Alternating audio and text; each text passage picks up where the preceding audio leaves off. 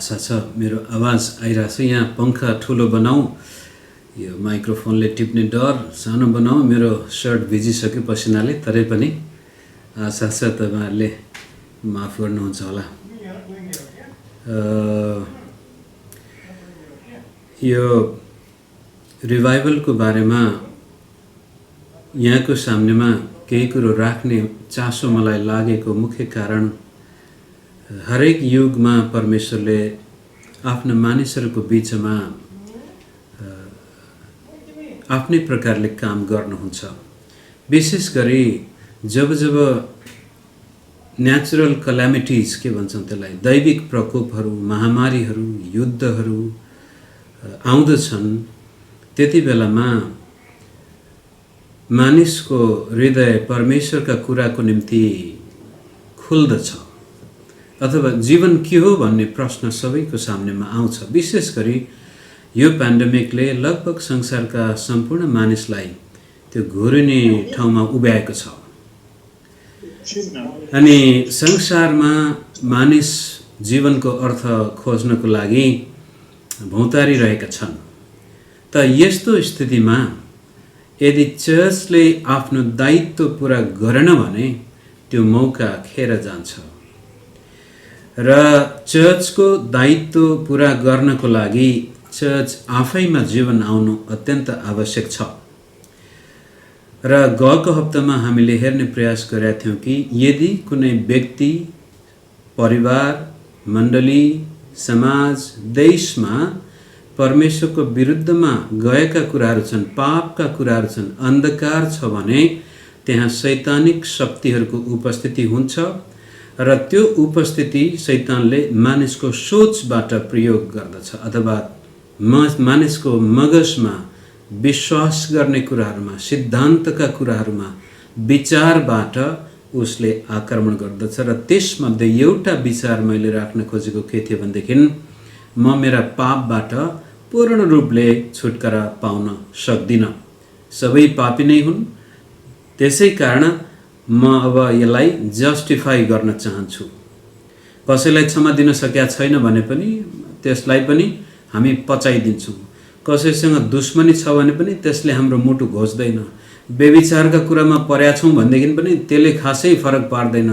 ठगेका छौँ, झुट बोलेका छौँ भने पनि हामीले हाम्रो मगजमा त्यस्ता पापहरू साधारण हुन् भन्ने हिसाबले जब मण्डलीले र विश्वासीले र विशेष गरी चर्चको अगुवाले लिन्छ, त्यहाँ त्यसपछि पवित्र आत्माको काम हुँदैन, जसको प्रत्यक्ष असर संसारमा पर्दछ। सुसमाचार निष्क्रिय भइदिन्छ, किनभनेदेखि परमेश्वरले सुसमाचार प्रचार गर्न मानिसलाई नै चलाउनुहुन्छ। त्यसै कारण यो पेन्डेमिकको समयमा नेपाली भाषी चर्चमा पनि हामीले पवित्रताको बाटो खोज्यौं, परमेश्वरको वचनलाई जीवनमा काम गर्न दियौं, आफैलाई नम्र बनायौं र आफ्नो स्वार्थ त्याग्न सक्यौं, आफ्नो अहंकार त्याग्न सक्यौं, इगोलाई हटाएर गो मात्रै बन्न सक्यौं भने हुन सक्छ नेपाली संसारमा पनि परमेश्वरले ठूलो एउटा जागृति ल्याउन सक्नुहुनेछ। किनभनेदेखि अहिलेको संसारमा यो इन्टरनेटको माध्यमले जुन प्रकारले हामीलाई कनेक्टेड गरेको छ, यो मौका विगतको समयमा थिएन। भविष्यमा के हुन्छ अब थाहा छैन, तर अहिलेको लागि विश्वव्यापी रूपमा हामी परमेश्वरको काम गर्न सक्छौं। परमेश्वरको आत्माको काम यदि नागाल्यान्ड, भारतको कुनामा नागाल्यान्डको एउटा सानो चर्चमा परमेश्वरले बडो गजबको काम गर्दै हुनुहुन्छ भनेदेखि त्यो पास्टरको जीवनबाट प्रभुले आज विश्वभरिको मण्डलीमा पनि त्यो प्रेरणा दिन सक्ने माध्यम हाम्रो हातमा छ। तर त्यो माध्यमलाई प्रयोग गर्ने उद्देश्य, त्यो माध्यमलाई प्रयोग गर्ने मनाशय कस्तो छ, त्यसमा भर पर्दछ। हामी परमेश्वरको राज्यको लागि प्रयोग हुन लायकको मण्डली हौं या होइनौं। त पहिलो कुरो, रिभाइभल त्यति बेला मात्रै आउँछ, जागृति त्यति बेला मात्रै आउँछ, रिफर्मेसन त्यति बेला मात्रै आउँछ जब मानिस आफ्ना पापबाट पश्चाताप गर्दछ, जब अगुवाहरूले आफ्ना पाप स्वीकार गर्छन्, जब विश्वासीहरू मण्डलीमा पश्चाताप गरेर आफ्ना पापबाट फर्किन्छन्।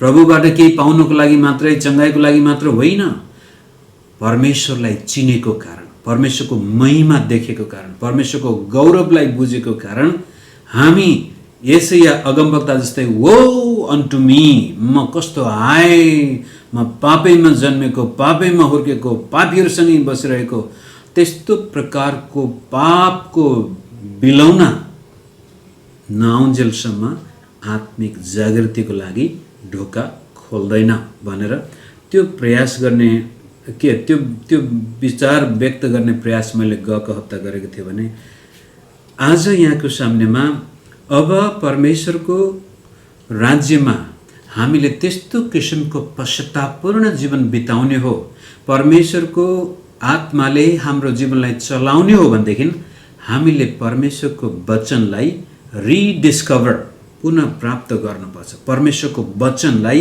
हामीले फेरि पुनः प्राप्त गर्नु पर्यो। त्यसलाई झल्काउनको लागि मैले यो हप्ता म अति व्यस्त पनि भएँ, त्यसपछि तनाव पनि भयो। त्यसले गर्दाखेरि मैले धेरै राम्रो नोट तयार गर्न सकेका छैन। तरै पनि मैले यो रोमन क्याथोलिक चर्च संसारमा व्याप्त हुनुभन्दा पहिले यो 5औं शताब्दीमा र 6औं शताब्दीमा आएको रिभाइभल जसले गर्दाखेरि युरोपियन बार्बेरियनहरू पुरै प्रभुमा आएका थिए, त्यो देख्न खोजेका थिए। त्यसपछि फ्रान्सिस अफ आसिसीले रोमन क्याथोलिक चर्चमा ल्याएको आत्मिक रिभाइभल पनि हेर्न खोजेको छ। तर पनि त्यो अलिक साह्रै टाढा भएर हामीसँग अहिले चाहिँ सरोकार राख्नको लागि आजको यो क्लासमा हामी परमेश्वरको वचनको रिडिस्कभरीले व्यक्तिगत जीवनमा र मण्डलीमा, समाजमा, देशमा रिभाइभल ल्याउन सक्छ भन्ने कुरा जान्नको लागि प्रोटेस्टेन्ट रिफर्मेसनको सेरोफेरोमा म समय बिताउने छु। प्रोटेस्टेन्ट रिफर्मेसन पनि परमेश्वरको वचनबाटै सुरु भएको तथ्यलाई हामी त्यति बेलाका व्यक्तिहरूको जीवनबाट म यहाँको सामनेमा प्रस्तुत गर्ने प्रयास गर्नेछु।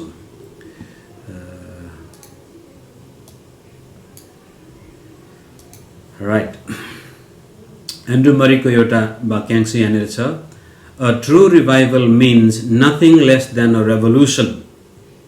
यो क्रान्ति हो। कस्तो खालको क्रान्ति? Casting out the spirit of worldliness, पापको आत्मा, संसारको आत्मा, अभिलाषाको आत्मा, making God's love triumph in the heart.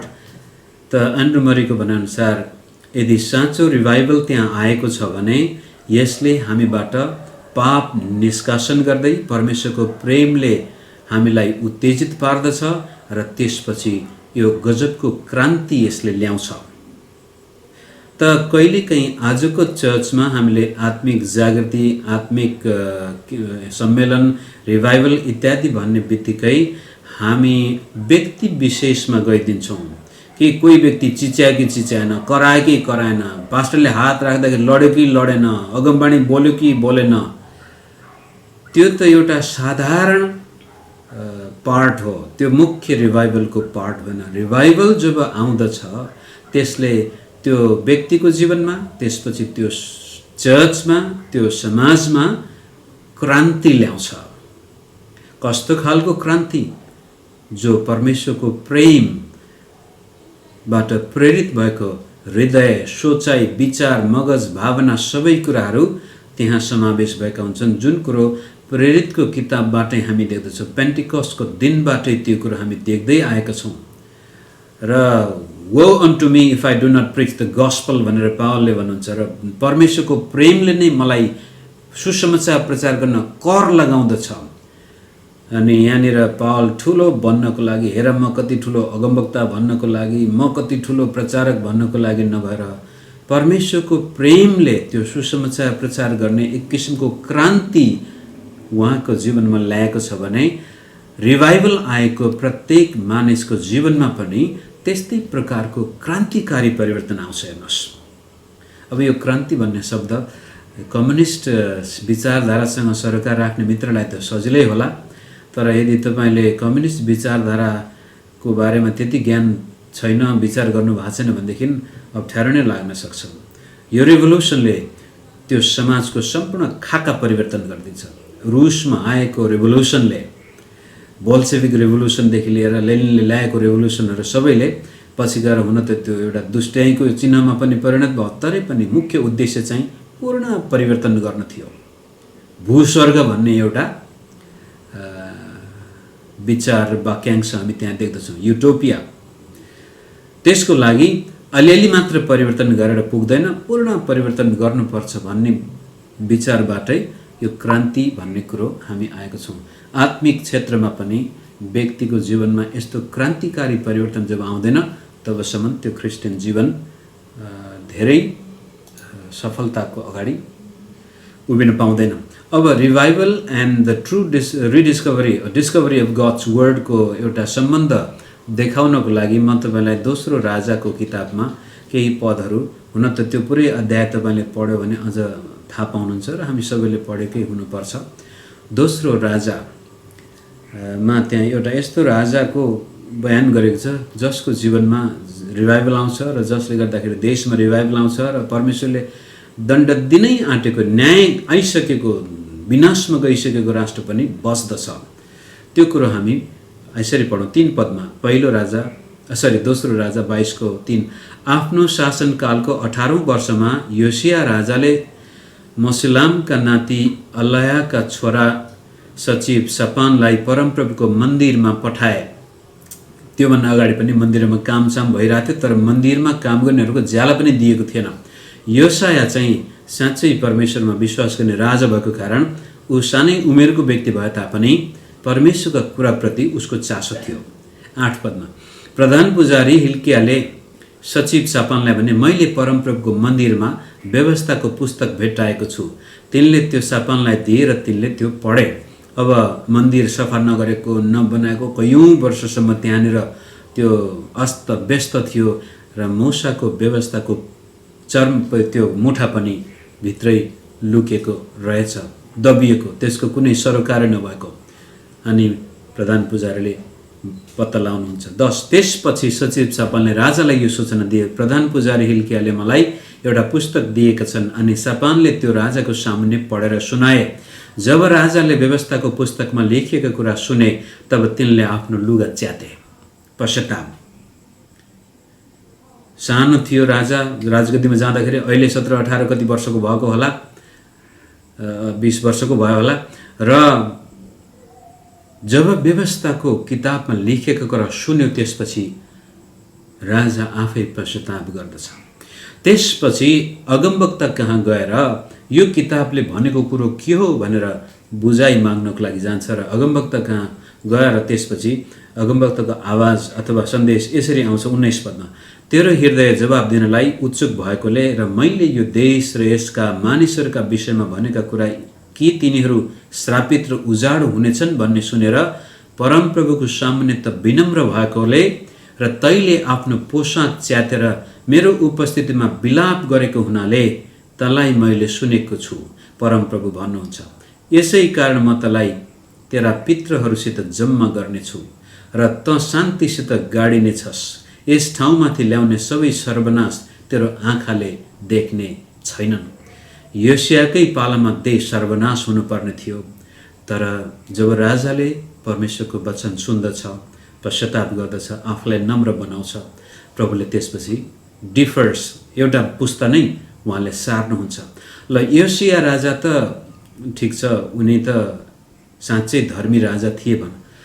इजरायलको राजाको जीवनमा पनि त्यो घटना आएको छ, मैले यहाँ उल्लेख गरेको छैन। आहाब राजा सबभन्दा दुष्ट, आहाब र जेजिबेल।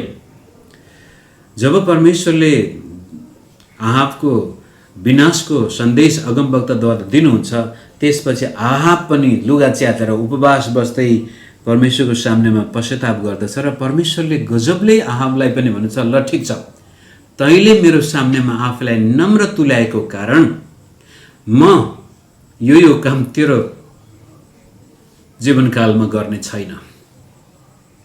बाइबलमा धेरै पटक परमेश्वरले आफ्ना मानिसलाई आउनै लागेको विनाशबाट बचाउनु भएको छ, त्यति बेलामा जब त्यहाँका राजा अगुवाहरूले परमेश्वरको वचन पत्ता लगाउँछन् र सुन्छन् र त्यस अनुसार आफैलाई नम्र बनाउँछन्, प्रभुले आउनै लागेको दण्ड पनि हटाइदिनुहुन्छ र नभन्दै त्यो देशमा फेरि सकाल, अनिकाल आउँदै थियो भने सकाल ल्याउनुहुन्छ, विपन्नता आउँदै थियो भने सम्पन्नता पनि ल्याउनुहुन्छ।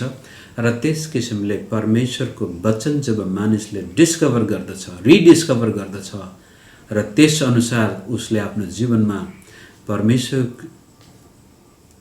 वचन पालन गर्छ भने त्यहाँ रिभाइभल आउँछ।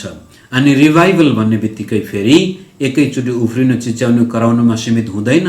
यसले जीवनका सम्पूर्ण क्षेत्रलाई असर गर्दछ। त्यहाँको राजनैतिक क्षेत्रमा असर पुग्छ, सामाजिक क्षेत्रमा असर पुग्छ, धार्मिक क्षेत्रमा, आर्थिक क्षेत्रमा, बौद्धिक क्षेत्रमा, सम्पूर्ण चौतर्फी परमेश्वरको महिमा त्यहाँ हुन्छ। र त्यसपछि यसरी यहूदाका मानिसहरू समेतमा पनि त्यो परिवर्तन यसरी आउँछ। यहूदाका त्यसै किताबको अर्को 23 अध्यायमा यहूदाका मानिसहरू, यरुशलेमका बासिन्दाहरू, पुजारीहरू र अगमवक्ताहरू, साना ठुला सबै मानिसहरूसँग तिनी परमप्रभुको मन्दिरमा उक्लेर गए। परमप्रभुको मन्दिरभित्र फेला परेको करारको पुस्तकका सबै वचन तिनीहरूले सुन्ने गरी तिनले पढे। तब खम्बाको छेउमा उभिएर राजाले परमप्रभुको सामुन्ने करारलाई पुनर्स्थापना गरे। परमप्रभुलाई पछ्याउन र उहाँका आज्ञाहरू, विधिहरू, उर्दीहरू आफ्नो सारा हृदयले र प्राणले पालन गर्न र यस पुस्तकमा लेखिएका करारका वचनहरू पूरा गर्नलाई परमप्रभुका यी कुराहरू तिनले अनुमोदन गरे। त्यसपछि सबै मानिसहरूले त्यस करार अनुसार हिँड्न आफूलाई ढितो राखे। यस्तो गजबको करार धेरै ठाउँमा बाइबलमा सामूहिक रूपले परमेश्वरको वचन पढिएको छ र मानिसहरूले त्यो करार बाँधेका छन्। त्यो कुरो एजरा अनि नेहमायाको किताबमा पनि हामी पाउँदछौँ। र कतिपय यो रिभाइभल सम्बन्धी अध्ययन गर्ने व्यक्तिहरूको भनाइ के छ भने जब जब मण्डली प्रेरितको किताबलाई नयाँ गरी पढ्दछ त्यहाँ रिभाइभल आउन थाल्छ। त्यसै कारण जब, जहिले र जहाँ परमेश्वरको वचनलाई आदर, स्वीकार, विश्वास र पालन गरिन्छ त्यहाँ आत्मिक जागृति आउँछ। आत्मिक जागृतिको परिभाषा हामीले अस्ति पनि हेरेका थियौँ। यो खालि एउटा इमोसनल आउटबर्स्ट मात्रै नभएर सामाजिक रूपान्तरण, पारिवारिक रूपान्तरण, देशको नै रूपान्तरण, संसारमा नै असर गर्ने यो परिवर्तन आउँदछ, जसको ज्वलन्त उदाहरण सायद हामी अर्को क्लासमा यो युरोपियन रिभाइभलहरूको बारेमा अध्ययन गर्नेछौँ, रिफर्मेसन पछि। आज चाहिँ हामी यो परमेश्वरको वचनको रिडिस्कभरीले कस्तो किसिमले मानिस, मण्डली अनि त्यो देशमा परिवर्तन आउँदो रहेछ भन्ने कुरा हेर्दै जाउँ। रिफर्मेसन आउन अगाडि परमेश्वरको वचन विभिन्न कारणले चर्चभित्रै गाडिएको थियो भन्ने कुरा त हामीले मण्डली इतिहास पढ्दै गर्दा हेरिसकेका छौँ र सायद कतिपय मित्रहरूले त ती क्लासमा भाग लिन सक्नु भएको थिएन होला। कतिपय मित्रहरू नयाँ पनि हुनुहुन्छ, हामी बिर्सिसक्छौँ। तापनि यो पेन्डेमिकको स्थितिमा हाम्रो नेपाली भाषी मण्डलीले परमेश्वरको राज्य संसारमा फैलाउने हो, मानिसलाई परमेश्वरको राज्यतिर ल्याउने हो भनेदेखि योसिया राजाले जस्तै आफूलाई नम्र बनाएर पश्चाताप गरेर आफ्नो अहङ्कारलाई त्यागेर परमेश्वरको वचनलाई पुनः ताजा गरी स्वीकार गर्यौँ भने त्यसले अवश्य पनि हाम्रो मण्डलीमा हामीले सोचेको भन्दा बढ्ता परिवर्तन ल्याउन सक्नेछ। र रिफर्मेसनको सेरोफेरोमा रहेर यही कुरोलाई म फेरि जोड दिन चाहन्छु। जब जब मानिसको जीवनमा परमेश्वरको वचन ताजा गरी आउँदछ तब त्यहाँ उद्धारको काम हुन्छ। यसलाई तपाईँले अब एक्सपेरिमेन्टल लेभलमा पनि हेर्न सक्नुहुन्छ। अब यो वैज्ञानिक भाषामा के भन्छन् भने ऱ्यासनलिजम र इम्पिरिसिजम भनेर दुईटा शब्दहरू छन्। ऱ्यासनलिजम भनेको तर्क वितर्क गर्ने एब्स्ट्र्याक्ट आइडियाजहरू, जसै उदाहरणको लागि परमेश्वरले मलाई प्रेम गर्नुहुन्छ, यो चाहिँ एउटा एब्स्ट्र्याक्ट आइडिया भयो।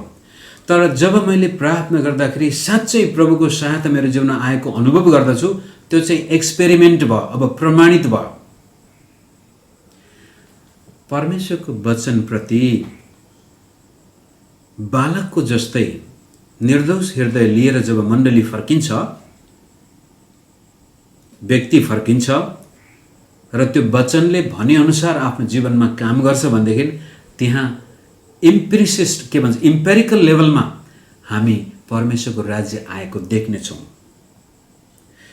त्यसैको लागि हिजोको छलफलमा पनि मैले एउटा वाक्यांश चलाएको थिएँ कि यो हुन त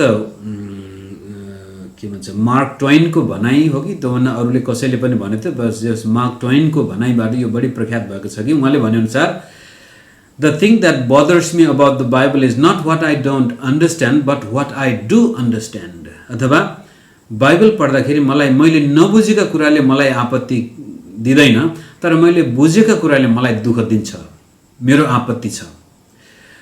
त कहिलेकाहीँ क्रिस्चियन सर्कलमा पनि के हुन्छ भने बाइबल जति बुझेका छौँ हामीले त्यसलाई व्यवहारमा उतार्नुको सट्टामा हामी अझै बुझ्न चाहन्छौँ, अझै पढ्न चाहन्छौँ, अझै विद्वान बन्न चाहन्छौँ, जसको कारण बाइबल खालि एउटा अध्ययनको विषय मात्रै बन्छ, अनुभवको विषय बन्दैन। एब्स्ट्र्याक्ट लेभलमा ऱ्यासनलिस्टिक अप्रोच भयो, इम्पेरिकल लेभलमा अनुभवको आधारमा हाम्रोसँग बाइबलको कुनै सरोकार हुँदैन। त्यसै कारण मानिलिउँ तपाईँ चर्चमा जानुहुन्छ अनि त्यो चर्चमा एउटा पास्टरले प्रचार गर्दैछन्, तपाईँ भयङ्कर ठुलो विद्वान होला, त्यो पास्टरभन्दा कयौँ गुणा पढेको तपाईँ हुनसक्छ, र पनि त्यो चर्चमा जाँदाखेरि एउटा नम्रताको आत्मा लिएर तपाईँ जानुहुन्छ। प्रभुको वचन आज मेरो जीवनमा प्रभु तपाईँ यो पास्टरबाट के बोल्दै हुनुहुन्छ भनेर सकारात्मक सोचले तपाईँ त्यहाँ जानुभयो र ती पास्टर पनि साँच्चै प्रभुको आत्माबाट चलाइएका व्यक्ति हुन् भने तपाईँ मेरो जीवनमा बडो गजबको एक्सपिरियन्सियल अनुभव आउँछ। तर म चर्चमा त्यो पास्टरले प्रचार गर्दैछु, हामी त्यहाँ गएर यो पास्टरलाई के थाहा छ र, यो त बिचारा भर्खरैको हो, अथवा यसले त अनुभव नै गरेको छैन, मैले त धेरै जानेको छु, मैले त बुझेको छु भन्ने त्यो अहमको आत्मा लिएर कोही व्यक्ति त्यहाँ जान्छ भने त्यसले केही पाउँदैन। परमेश्वर त्यस्तो आत्मासँग बोल्नुहुन्न, बोल्यो भने पनि दण्डको लागि बोल्नुहुन्छ होला, आशिषको लागि, उन्नतिको लागि नभएर। त अनुभव हामीले जीवनमा जबसम्म वचन गर्दैनौँ तबसम्म हामी त्यो एब्स्ट्र्याक्ट लेभलमा मात्रै काम गरेर आउँछौँ। हाम्रो क्रिस्चियन विश्वास चाहिँ त्यो हावामा उडेर गएको हुनसक्छ। रोमन क्याथोलिक चर्चले मार्टिन लुथरको पालामा आउनुभन्दा अगाडि वचन गाडेको थियो, मानिसको हातबाट वचन खोसिएको थियो, मानिसहरूले बाइबल पढ्न पाउँदैन थिए, यहाँसम्म कि पुजारीहरू अथवा पास्टर पादरीहरू आफैले पनि बाइबल पढ्दैन थिए, त्यो चर्चको लिटर्जीमा व्यस्त थिए, त्यहाँ जे लेखेको थियो त्यही कुरोमा उनीहरू व्यस्त थिए, अनि त्यो कुनै हृदयबाट निस्केको नभएर रिचुअलको लागि मात्र त्यो गर्ने कर्मकाण्डको आधारमा मात्रै चर्च चलेको थियो। त्यसै कारण राजनैतिक कारणले चर्चमा बाइबल परमेश्वरको वचन लुकेको थियो, धार्मिक कारणले त्यो वचन लुकेको थियो, चर्चभित्रको भ्रष्टाचार र नैतिक पतनको कारणले मध्यकालीन युरोपमा जसको असर विश्वभरि परिरहेको थियो, वचन मानिसको हातमा थिएन।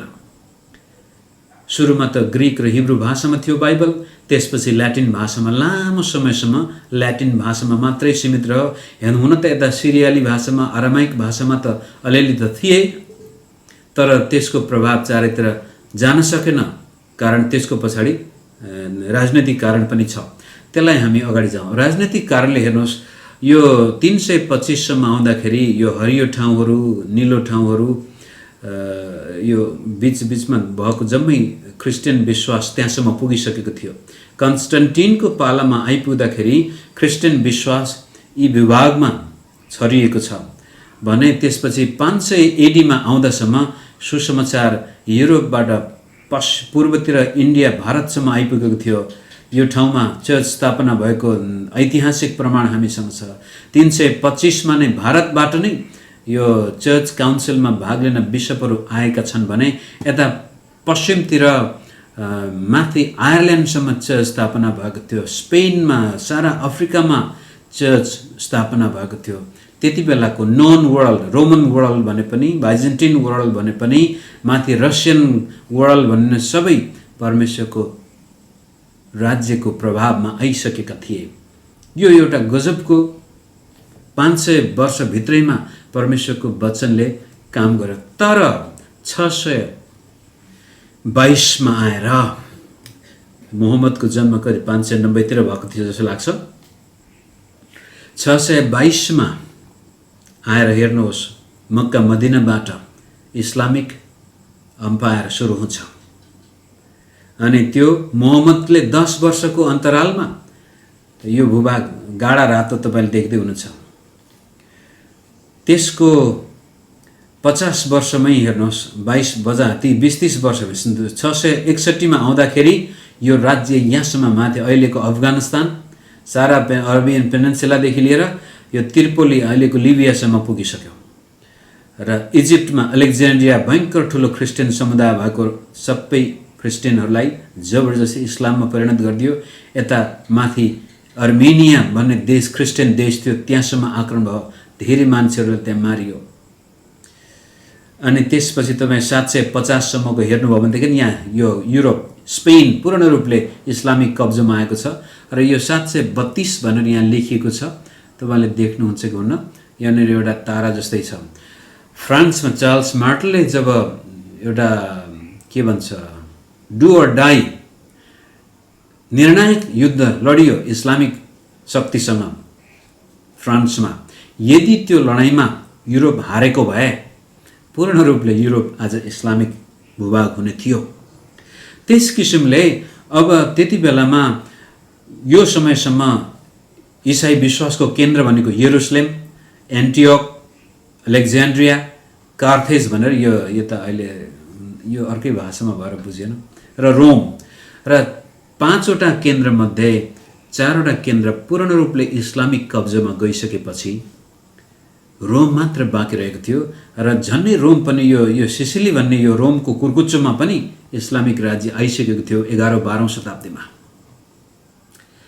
राजनैतिक हिसाबले इसाई विश्वास बडो जोखिममा थियो। अनि क्रुसेडको बारेमा पनि हामीले हेर्यौँ, त्यो पनि एउटा आत्मरक्षाको लागि एक्जिस्टेन्सियल थ्रेट भएको कारण युरोपियन शासकहरूले त्यो लडाइँ लडे। र यस किसिमले यो 13-14 शताब्दीमा आउँदाखेरि यो यहाँ अटम अम्पायर हुनुपर्ने, मैले त्यो नक्सा बाइजेन्टाइन अम्पायर माथि छ, यो यहाँसम्म पूर्ण रूपले मुसलमान राज्य यहाँसम्म फैलिएको थियो र माथि अस्ट्रियासम्मै पुग्न आँटेको थियो। यसरी राजनैतिक हिसाबले पनि चर्च एक चपेटमा परेको थियो। यता पर्सियातिर इरान इराकसम्म, यहाँसम्म कि भारतसम्म पनि, अफगानिस्तानसम्म पनि 8औं र 9औं शताब्दीमा 10औं शताब्दीमा चर्चलाई बाँच्न गाह्रो भयो। सारा उत्तर अफ्रिकाको चर्च हराएर गयो।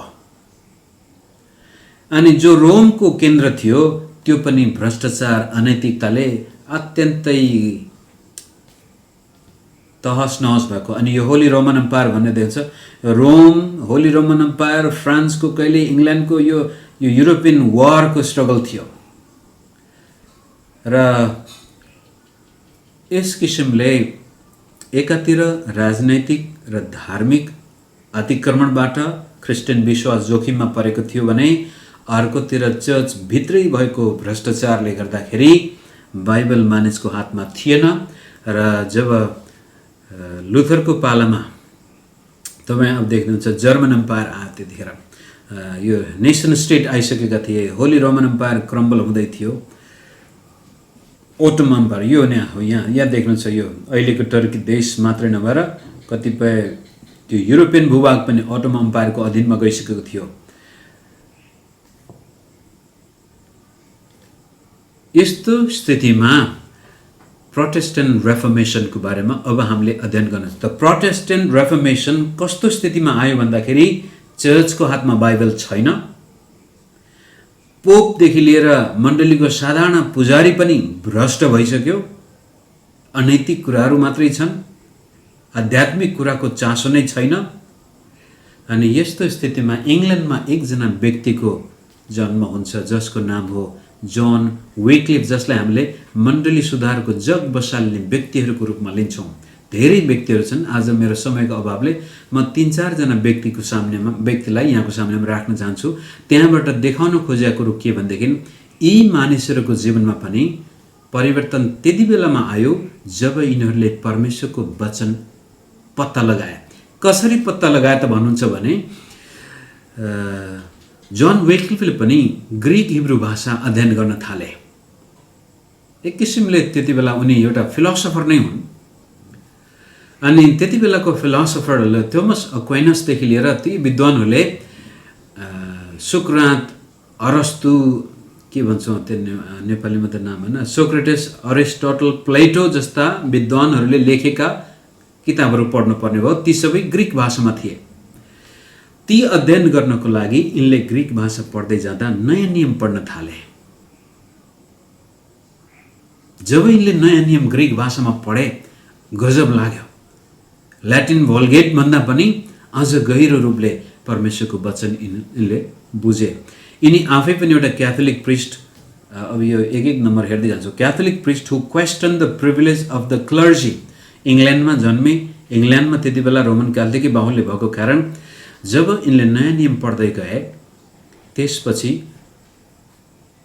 त्यति बेलामा पनि चर्चको पादरीहरू, पुजारीहरू साह्रै धनाढ्य अनि मोज मस्तीमा जीवन बिताउने। वेक्लिफको एउटा रिफर्मेसन पोइन्ट के थियो भने अब सम्पूर्ण क्लर्जीहरू गरिब हुनुपर्छ, यिनीहरूले सबै आफ्नो प्रिभिलेज त्याग्नुपर्छ भनेर आवाज उठाए। दोस्रो, उनी आफै अक्सफोर्ड विश्वविद्यालयको प्रोफेसर पनि बने। विद्वानको कुरो पनि यहाँ गर्दैछौँ हामीहरू। रिभाइभल भन्ने बित्तिकै कहिले के हुन्छ भनेदेखि त यो थियोलोजियनहरूको काम छैन, यो विद्वानहरू रिभाइभलमा विश्वास गर्दैनन्, हामी नपढेकाहरूलाई नै प्रभुले छान्नुभयो भनेर चिच्याउने र कराउनेमा मात्र सीमित हुँदैन। रिभाइभलले मानिसको चौतर्फी विकास गर्नको लागि उसको मगजमा काम गर्दछ। त्यो मगजमा काम गर्न परमेश्वरको वचन चाहिन्छ। त्यो वचन बुझ्नको लागि विद्याको पनि काम छ, हात छ। अनि उनी आफै पनि एउटा विशिष्ट विद्वान थिए जसलाई मर्निङ स्टार अफ इङ्ग्लिस रेफर्मेसन पनि भनिन थाल्यो। ही बिग्यान टु थिङ्क। उहाँ यस्तो थियोलोजियन जसले रिफर्मेसनको, प्रोटेस्टेन्ट रिफर्मेसनको फाउन्डेसन नै उहाँले बसाल्नु भयो। अब हेर्नुहोस्, लुथर आउनुभन्दा झन्डै 200 वर्ष अगाडि नै उनले त्यो कुरो बेलायतमा गर्दैछन्। र उनको मुख्य कन्ट्रिब्युसन भनेको Bible translator who try to give the English their Bible. पहिलो इङ्ग्लिस भाषा बोल्नेहरूलाई उनीहरूकै भाषामा बाइबल दिने प्रयास गरे उनले। ग्रिकबाट इङ्ग्लिस भाषामा बाइबल ट्रान्सलेसन गरेर अहिलेसम्म पनि हामी विक्लिफ बाइबल ट्रान्सलेटर भनेर भन्दछौँ। किन यो गरे भनेदेखि उनले जब ग्रिक भाषामा नयाँ नियम पढे उनको जीवनमा परमेश्वरको वचनले बडो गजबको काम गर्यो। उनी परमेश्वरको वचनलाई औधी नै प्रेम गर्न थाले। पछि उनलाई अक्सफोर्ड विश्वविद्यालयबाट पनि निकालिन्छ। चर्चले उनको विरोध गर्छन्, उनलाई बस्नै दिन सकेन र पनि उनले कहिल्यै त्यो प्रचार गर्न छोडेनन्। र पछि उनी यो 1384 प्रचार गर्दा गर्दै अचानक यो के भन्छ मस्तिष्कघातले उनी बिते। डिसेम्बर 28 को दिनमा प्रचार गर्दा गर्दै अचानक ब्रेन स्ट्रोक भएर उनी गए। त्यसपछि हेर्नुहोस्, यो उनका फलोवरहरू, Wycliffe followers of known as Bible man, वचनका मानिसहरू, र यो लोलार्ड भन्ने शब्द पनि त्यसपछि एकदमै यो अनएजुकेटेडहरू के भयो भनेदेखि रोमन क्याथोलिकहरू हामी चाहिँ हाई क्लास, यिनीहरू चाहिँ लो क्लास। किनभने विक्लिफले भनेको थियो प्रचारक सेवकहरू गरिब हुनुपर्छ, हामीसँग यो भौतिक सुख चयन हुनु हुँदैन भन्ने उनको विश्वास थियो। अनि पछि त्यो रोमन क्याथोलिक पास्टरहरूले तिनीलाई हेला गरेर यो लोलार्ड भन्ने शब्द यो डच भाषामा अनएजुकेटेड व्यक्ति भन्ने जस्तै छ। अनि यिनीहरूले चारैतिर विक्लिफको वचन फैलाए। तर उनी मरेको 40 वर्षपछि रोमन क्याथोलिक चर्चले विक्लिफको चिहान खनेर उनका हड्डीहरू निकालेर जलाएर कुन नदीमा फालिदियो। यो एउटा हेरेटिक हो, यसले हाम्रो चर्चको विरोध गर्यो भनेर। तर मुख्य प्रोटेस्टेन्ट रेफर्मेसन आउनुको पछाडिपट्टि जोन विक्लिफको धेरै ठुलो हात छ। किनभने उनले परमेश्वरको वचन इङ्ग्लिस भाषामा आफ्नो मानिसलाई दिने प्रयास गरे। अनि विक्लिफको प्रत्यक्ष असर पर्दछ अर्का पूर्व रिफर्मेसन विद्वान जोन हस यिनी चाहिँ बोहेमिया भन्ने देशका व्यक्ति थिए जसलाई आज चेक रिपब्लिक पहिला चेकोस्लोभाकिया पनि भनिन्थ्यो। यिनी पनि greatly influence by John Wycliffe. उनले जोन विक्लिफले एउटा दुईटा किताबहरू चाहिँ चेक भाषामा उल्था गरिदिए। He devoted to serve God from the age of 10। 10 वर्षको उमेरबाटै परमेश्वरको सेवा गर्न उनी एउटा रोमन क्याथोलिक मोनास्ट्रीमै गए, ordained as a priest, and he also became a professor at University of Prague। Prague विश्वविद्यालयको प्रोफेसर पनि उनी बने। 4 number, opposed many non-biblical practices in the Catholic Church, especially the sale of indulgences। त्यति बेलामा नै indulgence बिक्री हुन थालिसकेको थियो। पाप मोचन पत्रहरूको कुरो, पुजारीहरूले पैसा लिएर पाप क्षमा गर्ने। And he was exiled for 2 years, later put in prison and then burned at stake। काठमा बाँधेर उनलाई जलाइयो त्यसपछि सानै उमेरमा, करिब 40-42 वर्षकै उमेरमा।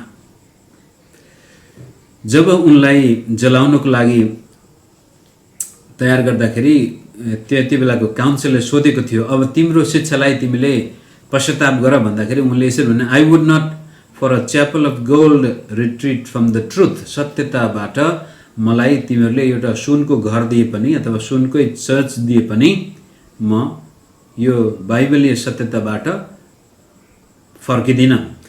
अनि त्यसपछि प्रागबाट भागेर जानु परेको थियो, एकपटक लखेटिनु परेको थियो, किनभने तैले आफ्नो शिक्षालाई पश्चाताप गरिनेस् भने सम्पूर्ण सहर नै हामी कब्जा गर्छौँ भनेर रोमबाट चेतावनी आउँदाखेरि ल ठिक छ सहरमा विनाश आउनुभन्दा म नै भागेर जान्छु भन्दाखेरि जानुभन्दा पहिला उनले पब्लिकली एउटा यस्तो डेक्लेरेसन गरेका थिए।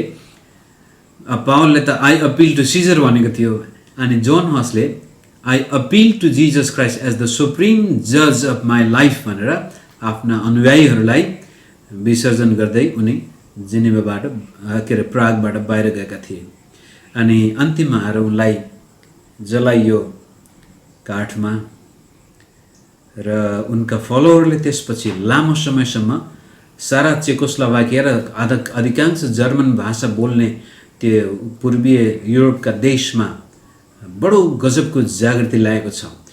अब 1415मा उनलाई जलाएर मारिएको थियो भने 1620सम्म यो 2 शताब्दीसम्म जागृति आएको थियो पूर्वीय युरोपमा। रोमन क्याथोलिक चर्चले कहिले पनि यिनीहरूलाई आफ्नो बसमा पार्न सकेनन्। यिनीहरूलाई पछि हुसाइट्स भनेर भनिन थाल्यो र पछि गएर हामी मोरेभियन रिभाइभल हेर्नेछौँ। यो मोरेभियन रिभाइभलको पछाडिपट्टि पनि यिनै हुसाइट्सहरूको हात छ र यस किसिमले जोन हसलाई काउन्सिल चर्चभित्रै काठमा जलाइएर मार्ने निर्णय गरेको थियो र आर्टिस्टले बनाएको एउटा यो तपाईमा देख्दैछौँ।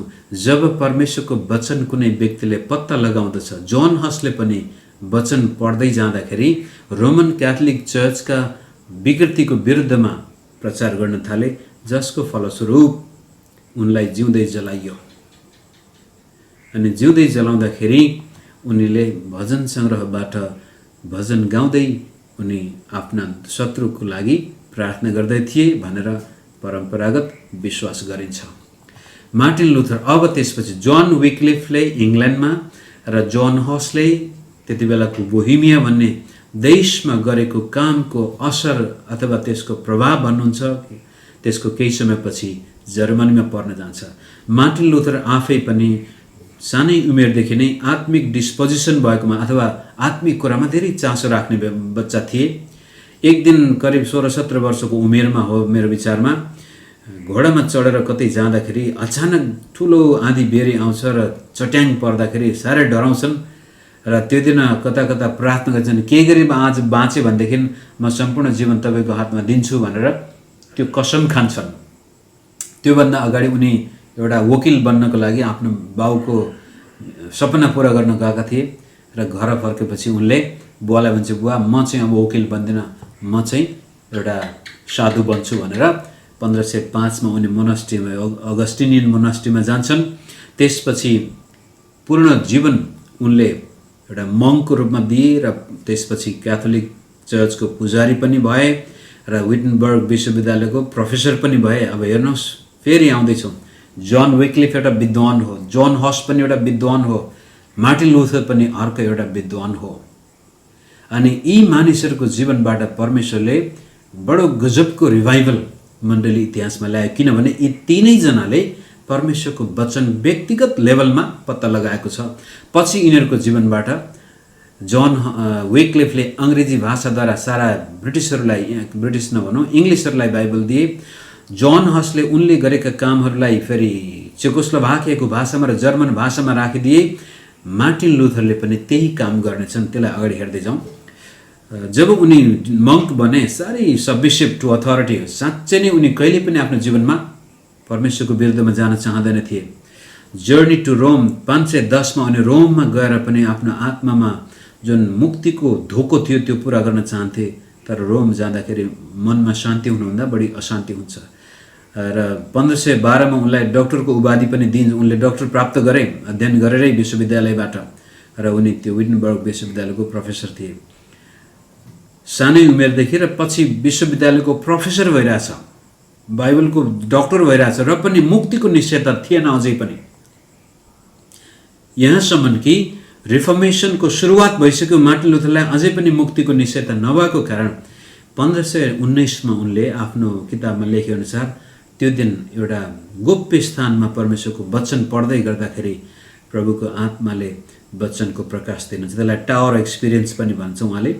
अनि त्यहाँनिर salvation by grace through faith भन्ने, जस्टिफिकेसन बाई फेथ भन्ने स्लोगन त्यसपछि आउँदछ। र मेरो समय गएछ, माफ गर्नुहोस्, अब छिटो जाउँ। लुथर पोस्टेड 95 पोइन्ट्स अथवा थेसिस पनि भन्छ, थेसिस भन्दा नि points against indulgences on the church door. अनि त्यो 95 थेसिसमा चर्च सुधार गर्ने कुनै उनको लक्ष्य थिएन, केवल पापमोचन पत्रको विरोध मात्रै त्यहाँ बढी गरिएको थियो। त्यो पत्र टाँच्दाखेरि चर्चमा यत्रो उथुलपुथुल आउँछ होला भनेर उनले सोचेको पनि थिएन। तर त्यसको प्रभाव जर्मनभरि फैलिन्छ र टाढाबाट पनि उनको कुरो सुन्न मान्छेहरू आउँछन्, र 2 पटक पोपले पनि तिनलाई दमन गर्नको लागि आफ्नो प्रतिनिधि पठाउँछन्। 2 पटक नै असफल हुन्छन्, र अन्तिममा चाहिँ अब यदि मार्टिन लुथरले पश्चाताप गर्दैन भने यसलाई हेरेटिक घोषणा गरेर यसलाई चर्चबाट एक्सकम्युनिट गर्नुपर्छ, यसलाई मृत्युदण्ड दिनुपर्छ भन्ने कुरा सुनेपछि लुथरलाई त्यसपछि निश्चय हुनुपर्छ। 1500 यो करिब अप्रिलतिरको कुरो हुनसक्छ। Luther had the tower experience of salvation where he declared his fundamental discovery of God's word, justification by faith from Romans 1:17। त्योभन्दा अगाडि रोमन क्याथोलिकको र लुथरको पनि अन्डरस्ट्यान्डिङ के थियो भने परमेश्वरको धार्मिकता भनेको पनि नै दण्ड। परमेश्वर धर्मी हुनुहुन्छ, त्यसकारण उहाँले पापीलाई दण्ड दिनुहुन्छ। तर त्यो दण्डबाट मुक्ति पाउन चर्चको सहायता चाहिन्छ, पोपको सहायता चाहिन्छ, बिशपको सहायता चाहिन्छ, पुजारीको सहायता चाहिन्छ। त्यसै कारण मैले गएर त्यो पाप मोचन पत्र किन्नु पर्यो, यो विचार थियो। अनि लुथरले भन्नुभएको छ त्यो टावर एक्सपिरियन्स हुनुभन्दा अगाडि जब उनी रोम 1 अध्यायको 17 पद पढ्दथे त्यति बेला परमेश्वरप्रति घृणा उत्पन्न हुन्थ्यो। कस्तो खालको परमेश्वर, म यति भक्तिपूर्ण जीवन बिताउन चाहन्छु, म यति पवित्र जीवन बिताउन चाहन्छु, र पनि म सक्दिनँ। अब मलाई दण्ड दिनको लागि उहाँको धार्मिकता प्रकट गर्नु भएको छ सुसमाचारमा। कति पश्चाताप गर्नु, कति धर्मकर्म गर्नु थाकिसकेको लुथर। अनि त्यसै कारण एक दिन एक्लै त्यो टावरमा एक गोप्य कोठा, विश्वविद्यालयको एउटा गोप्य कोठामा प्रार्थना गर्दै गर्दा पवित्र आत्माको प्रकाश आउँछ। ए मूर्ख, मेरो धार्मिकताले तिमीलाई दण्ड दिने होइन कि मेरो धार्मिकता तिमीलाई दिएको छ। अब तिमीले विश्वास गरेको खण्डमा तिमीलाई दण्ड होइन, तिम्रो पाप म लिन्छु र मेरो धार्मिकता म तिमीलाई दिन्छु भन्ने आभास जब लुथरको हृदयमा आउँदछ, त्यसपछि वास्तविक रिफर्मेसन रिभाइभल त्यो दिनबाट सुरु भएको हो भन्ने रिफर्मेसन विद्वानहरूको भनाइ छ। यो 95 थेसिस टाँसेको दिनबाट रिफर्मेसन सुरु भएको होइन, त्यो एउटा एजिटेसन मात्रै थियो। रोमले गरेका के भन्छ कुकृत्यहरूको अथवा अनैतिक कार्यको विरोध मात्रै गरेको थियो। त्यति गर्दैमा रिभाइभल आउँदैन।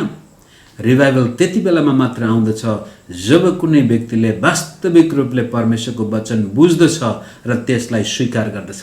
अनि त्यसपछि लुथरले ओहो कस्तो गजबको! अब चाहिँ रोमी 1 अध्यायको 17 पद पढ्दाखेरि मेरो हृदय कति आनन्दले भरिन्छ, म परमेश्वरमा कति प्रफुल्लित हुँदछु।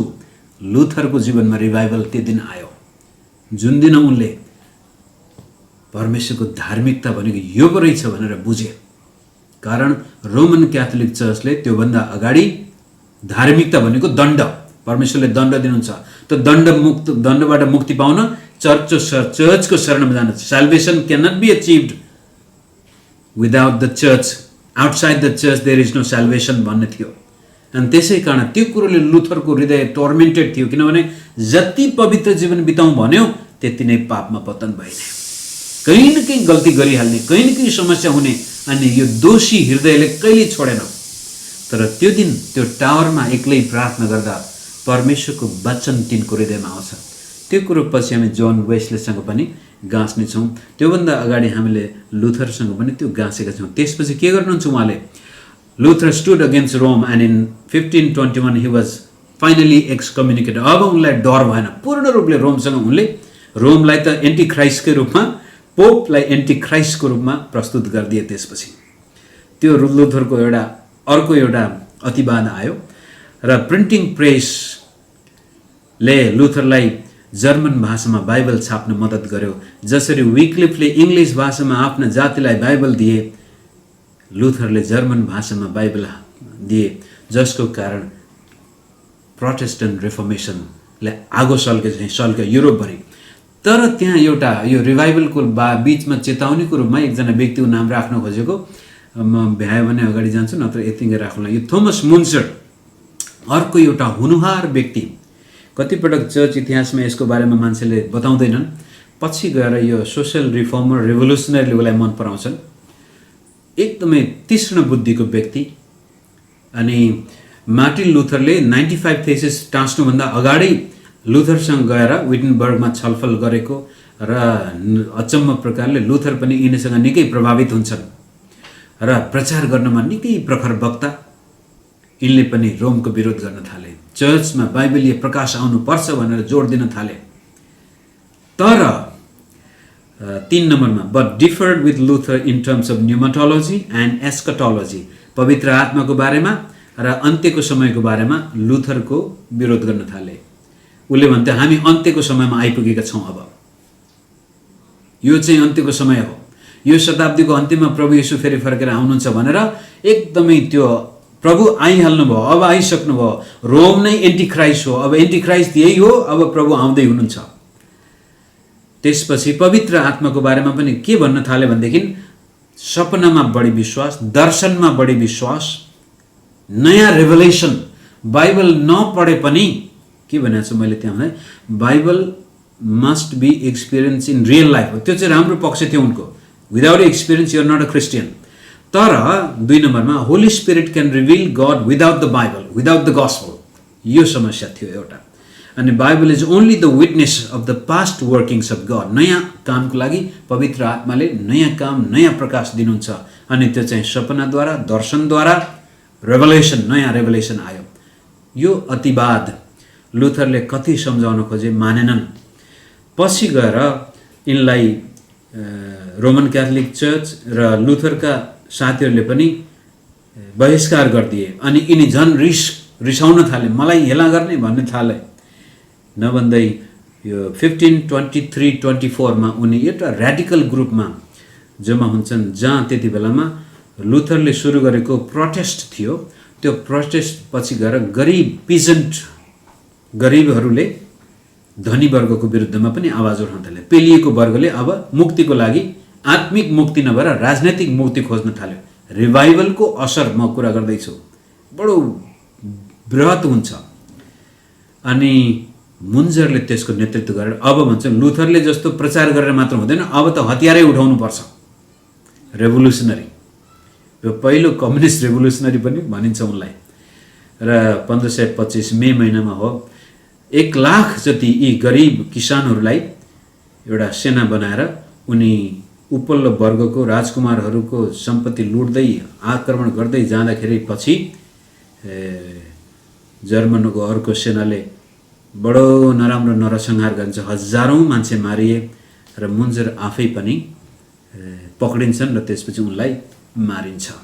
यो चाहिँ रिभाइभलबाट हुने नकारात्मक अतिवाद अर्को एउटा कुरा हो। मुन्जरले लुथरलाई भनेको छ कि तिम्रो घुँडामा जति तिमीले प्रार्थना गरे पनि केही हुनेवाला छैन, म तरवारबाटै रिफर्मेसन पुरा गर्छु। प्रभुले मलाई नयाँ दर्शन दिनुभएको छ अनि आफ्ना अनुयायीहरूलाई पनि नै विश्वास गर, हामी अन्त्यको समयको सेना हो। पवित्र आत्माले मलाई भनेको छ, प्रभुले मलाई दर्शन दिएको छ भन्दाखेरि त ती गरिबहरूले विश्वास गरिदिए, जसको कारण रिभाइभलमा धक्का लाग्यो, दाग लाग्यो। अनि लुथरले त्यसपछि यसको विरुद्धमा अगेन्स्ट द पिजेन्ट भनेर एउटा किताब लेख्नु पर्यो र जुन किताबमा अहिलेसम्म लुथरलाई दोष लाउने कारण पनि बनेको छ। यसले गरिबलाई हेला गर्यो, धनीलाई खुब खुसी पार्यो भन्ने लेखिएको छ त्यसमा। अब मेरो समय म यही राख्छु।